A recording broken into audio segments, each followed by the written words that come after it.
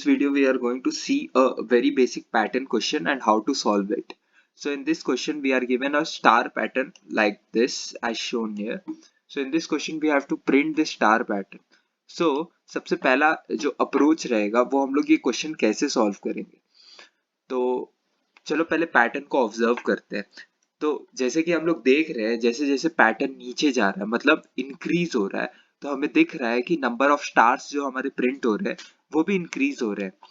Let's say कि मैं इसे बोल रहा हूँ फर्स्ट रो, या मैं इसे बोल रहा हूँ अपना फर्स्ट रो, और ये मेरा second row, third row, fourth row and मेरा ये फिफ्थ रो.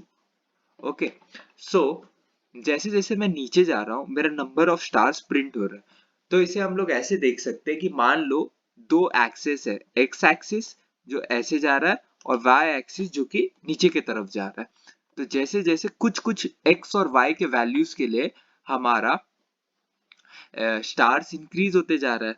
सो इससे हमें पता चल रहा है कि हम दो डायरेक्शन में बार बार प्रिंटिंग कर रहे हैं. अब लूप्स हम लोग प्रिंट स्टेटमेंट यूज करके भी प्रिंट कर सकते हैं, लेकिन हमें वैसे नहीं करना. हमें एक जनरल कोड लिखना है जिसके हेल्प से हम ये पूरा पैटर्न कोई भी n वैल्यू के लिए लिख सकते हैं. ये तो हमारे n इक्वल्स टू 5 के लिए दिया हुआ है. अगर n इक्वल्स टू 6 दिया हो या n इक्वल्स टू 7 दिया हो तो उसके लिए भी ये पैटर्न अप्लाइड हो सके, बार बार हमें कोड ना चेंज करना पड़े. ओके, सो हम जैसे देख रहे हैं कि हमारा फर्स्ट रो के लिए हमारा एक स्टार प्रिंट हो रहा है, सेकेंड रो के लिए दो, थर्ड रो के लिए तीन, फोर्थ के लिए 4 और 5 के लिए 5.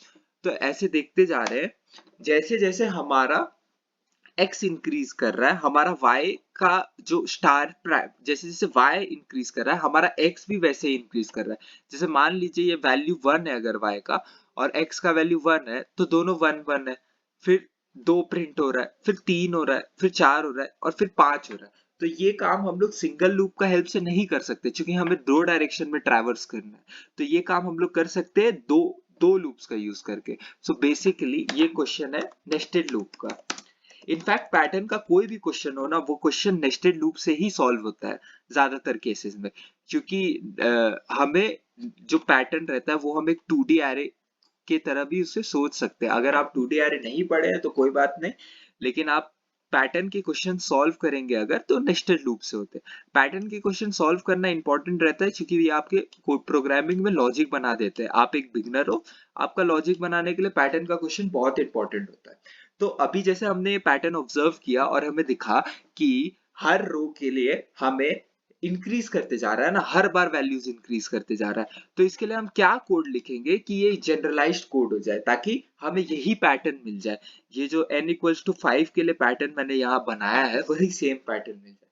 तो आओ पहले एक फंक्शन पहले हम लोग n इक्वल्स टू 5 ले ले, इंट n इक्वल्स टू 5, फिर एक तो फंक्शन को कॉल कर ले, फिर एक तो फंक्शन प्रिंट फंक्शन को कॉल कर ले और वैल्यू n पास कर दे. ओके, फिर हम एक तो प्रिंट फंक्शन बना लेते हैं जो कुछ रिटर्न नहीं करेगा, सीधा पैटर्न प्रिंट कर देगा. तो पब्लिक स्टैटिक वॉइड उसका रिटर्न टाइप और प्रिंट फंक्शन का नाम जहां की वो पैरामीटर ले रहा है n को. अब हमें नेस्टेड लूप्स चाहिए तो हमें दो लूप्स तो चाहिए ही चाहिए ये पैटर्न प्रिंट कराने के लिए.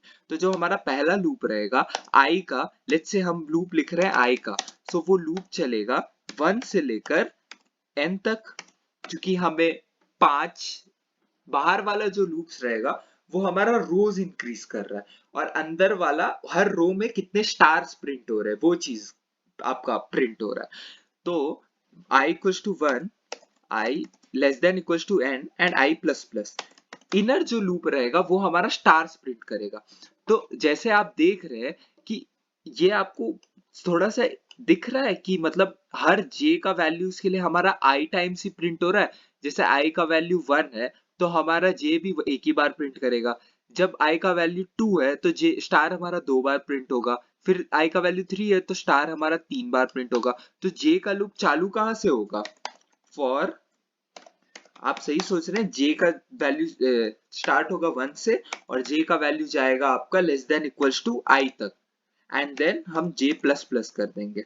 ओके, एंड जस्ट हम simply system dot out dot print लिखेंगे, प्रिंट एल नहीं, एक लाइन हम पहले प्रिंट करेंगे फिर उसके बाद लाइन चेंज करेंगे, ऐसा स्टार प्रिंट कर देंगे।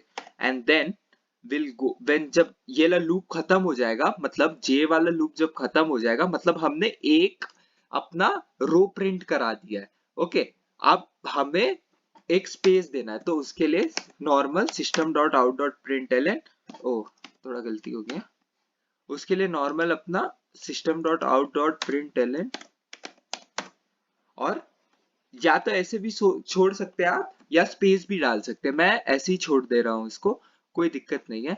यहाँ थोड़ा एरर बता रहा है क्योंकि मैंने पब्लिक स्टैटिक वर्ड में नहीं लिखा, एक सेकेंड।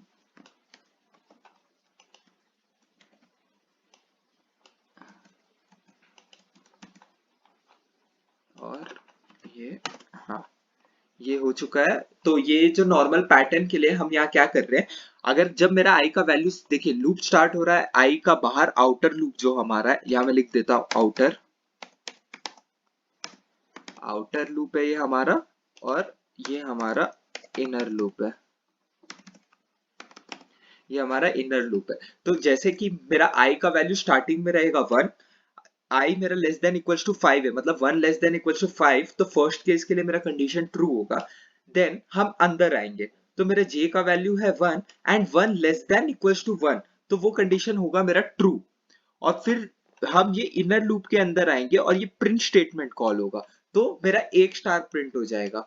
फिर क्या होगा, फिर जे का वैल्यू बढ़ेगा और जे का वैल्यू 2 हो जाएगा। अब इस केस में 2 is less than equals to 1, तो ये कंडीशन फॉल्स हो जाएगा और हम यहाँ से ब्रेक कर जाएंगे, मतलब ये लूप से बाहर निकल जाएंगे और ये system dot out dot print L print हो जाएगा। लेकिन अभी भी ये आउटर लूप ब्रेक नहीं हुआ, तो हम वापस से आउटर लूप में जाएंगे।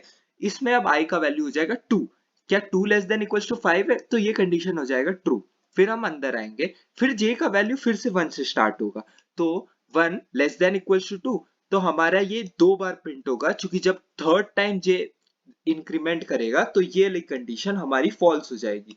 तो फिर से, तो ऐसे करके हमारा एक लाइन में एक स्टार, दूसरी में दूसरा, तीसरी में तीसरा, ऐसे करके प्रिंट हो जाएगा।